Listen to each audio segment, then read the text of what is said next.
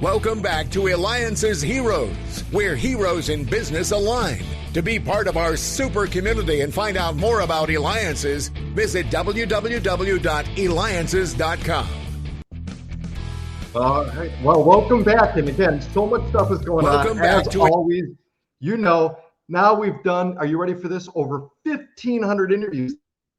Does this exist? It does with us, the Eliances Hero Show. Thank you for the feedback I recently had when we had on the co-founder and former CEO of Pandora. So make sure that you go to Eliances.com. That's Eliances.com. Are you ready for this? We have with us the CEO of Puffin Drinkware, that's Scott Allan, and former CEO of Flask, along with Tyrone Hazen, founder of Puffin Drinkware.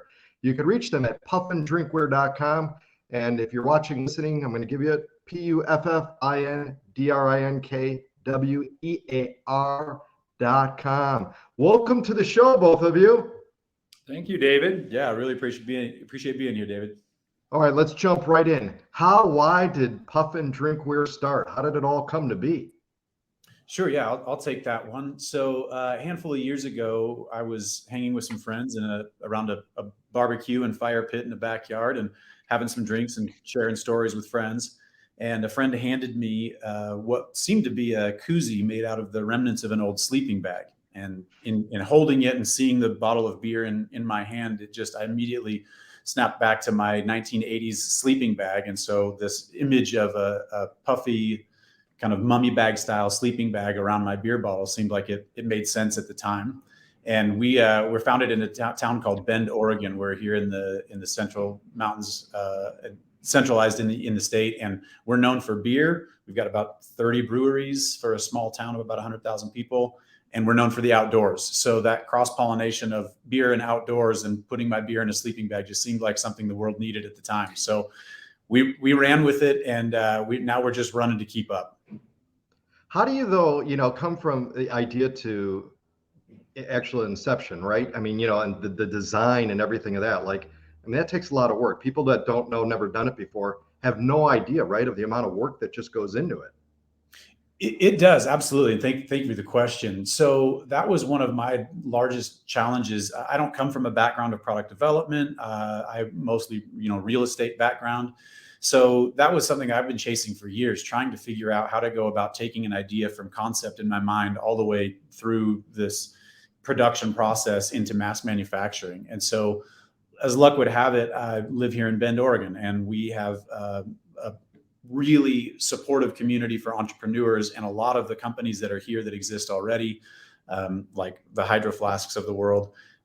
We have access to people that have been in those companies since day one. And so they can provide a lot of guidance and connections and walk through all those questions like, hey, well, I've got this idea. What do I do? What's the first step? What's the second step? So I had tried a couple of things in the past. So I had a little bit of a process, a little bit of a pathway down the process, and reached out to some contacts and say, I've got this idea. What do I do with it? And they kind of said, hey, well, go talk to these folks and they can get a prototype going for you. I had my mom do an initial prototype, keeping the family in it.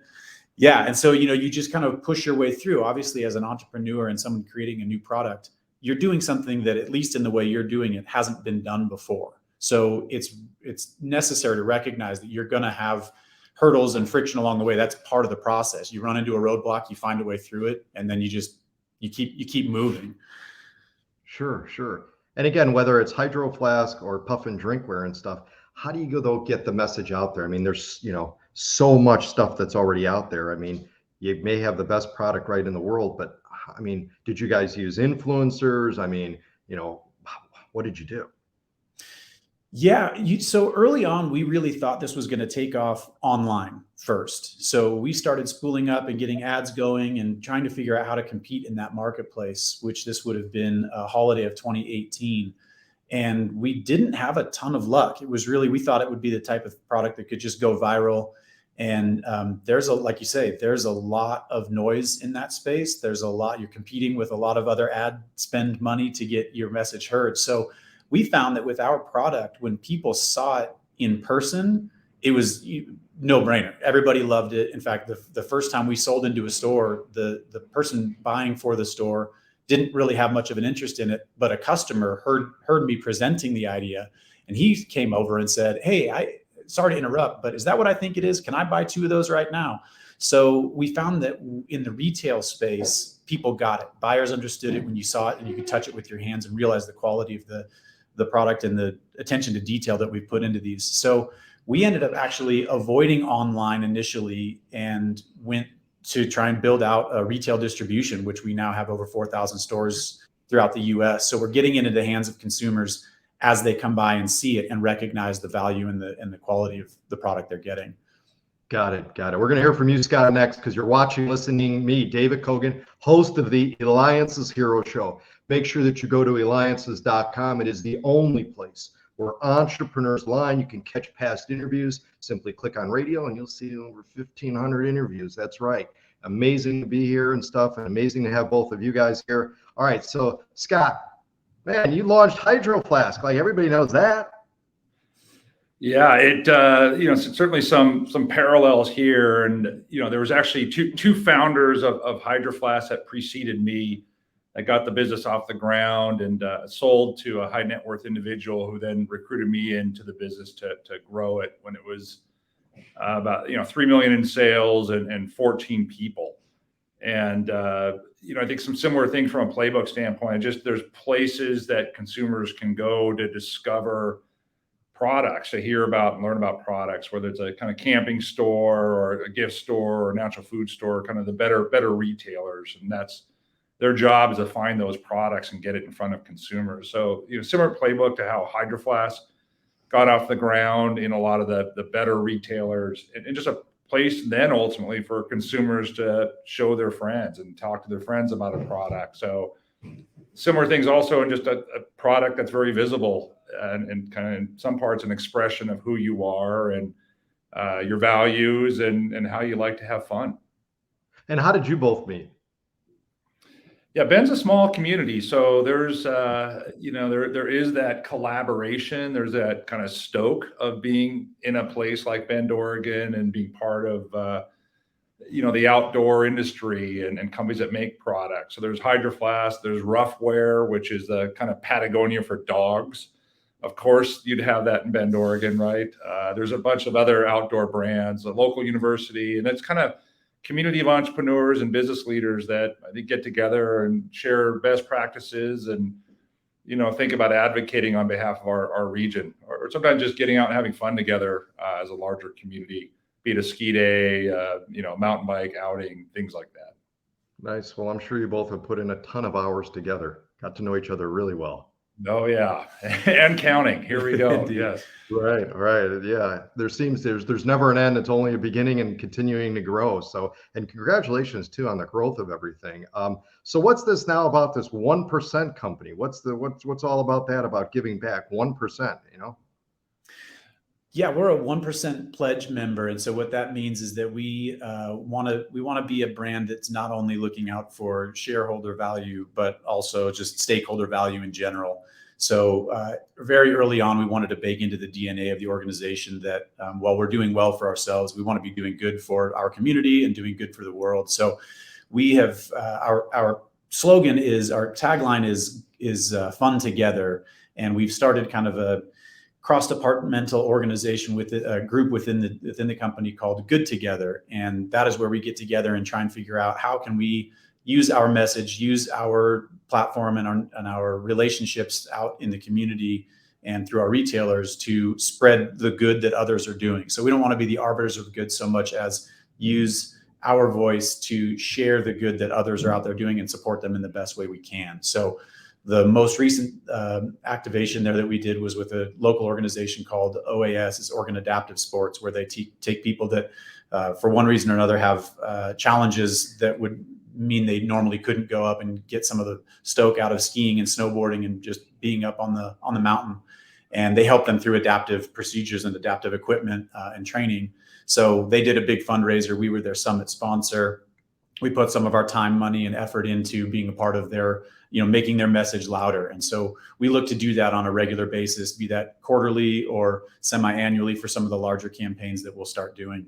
And just making sure that we're doing our best to leave the world a better place and have a positive impact outside of just making a couple bucks for ourselves. Great. And now maybe you could both chime in on this one is it's all about money, money, money, and raising money, money, money. And you guys now completed your Series A funding a few months ago. I mean, and that's a huge challenge of its own. You could have the best product right in the world, but how do you get others to buy into that? And most importantly, open their checkbooks? Yeah, and I'll just say, kudos to the team here that got the business to the point it got to, especially during a pandemic. Certainly nothing was easy for the team to land retailers like REI and Dick's Sporting Goods and Bass Pro, Cabela's, amongst others, get the product out, figure out how to, innovate, how to build a team, how to begin to grow. And so they closed their Series A, led by 2 private equity funds late in the year at a time when people just were not investing. The economy is certainly full of uncertainty. And so really a credit to the opportunity, to the team. Yeah, I joined alongside with the private equity investment, and the investors are really excited about the future potential for the brand. And like you said, David, it's not easy, but at some point you need the kind of capital and the backing to build that foundation and to take the business to the next level. So we're certainly excited to have them on the board and putting their shoulder behind the rock here and helping push the thing uphill. We're super excited about that. How cool is that when you walk into these stores, because you're in a ton of retail stores, and like you see your product online, you're like, okay, where's my autograph? Who's going to come up to me? How cool is that to see it? Because so much, shelf space, right, is so rare and so hard to get. Yeah, indeed. No, it's a fun question. I remember one time many years ago walking by a bookstore in New York City and seeing people's books there. And I know there's so many authors in New York City. And I thought, it would be interesting if you were the author of one of these books, you walked by and you saw it right there in the front. And yeah, maybe you get recognized. And I certainly, I don't think any of us here are recognizable for our connection with Puffin, but it is really a neat thing to see. Just about anywhere I go in the country, I can find a store that carries the product. And I get, friends and family that are, anytime they're out traveling and they see them, they're sending back pictures. So it's a really fun experience to be a part of, because it really is kind of like a once in a lifetime thing. I don't know that I'll have the energy to go after something like this again. So to have had the success we've had so far, it feels really good. Certainly. There's almost been a miracle, right? Being able to bring something to market in that. Now there's children that are out there too, and they may have an idea, or they want to be able to make their mark, or have something, that they create, they draw out, and they're like, this would be great. Others, what kind of secrets maybe of advice can you share with them that they can go and, and most importantly to stay motivated?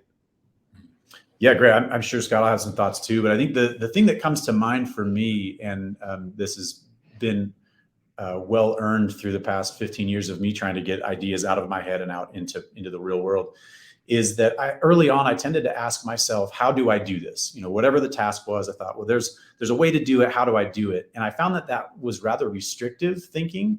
So I've switched that line of thinking. And so rather than ask, how do I do something? I now ask, how can I do something? And so rather than looking for a particular solution that maybe someone has used in the past, I'm open to all ways of getting there, because like I said before, you're doing something that has never been done before. If you're doing something really entrepreneur related, really bringing something new to market, it hasn't been done before. So you're going to have to kind of bushwhack your way through a new trail through the jungle.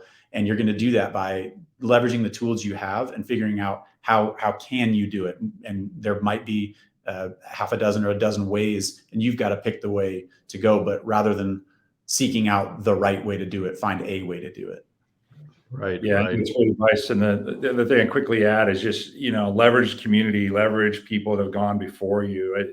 The success of Hydro Flask, is directly attributed to some of the advisors and others that we put into our community and learn from. So I think that just surround yourself with smart people, ask a lot of questions, and try to enlist partners in your journey. It'd be just kind of support network, advisors, investors, employees. It's just part of the journey. Excellent. Well, great. Well, I got to tell you, Tyrone and Scott, You're giving consumers a smile by giving back their beverages in unique ways to stay cool, whether it's a hoodie, a life jacket, or a sleeping bag. Puffin, that's it. Hero Scott Allan, CEO of Puffin Drinkware, former CEO of Hydro Flask. Tyrone Hazen, founder of Puffin Drinkware. Go to puffindrinkware.com. That's PUFFINDRINKWEAR.com. This has been David Kogan with the Eliances Hero Show. You both got to also dance, okay? It's part of the show.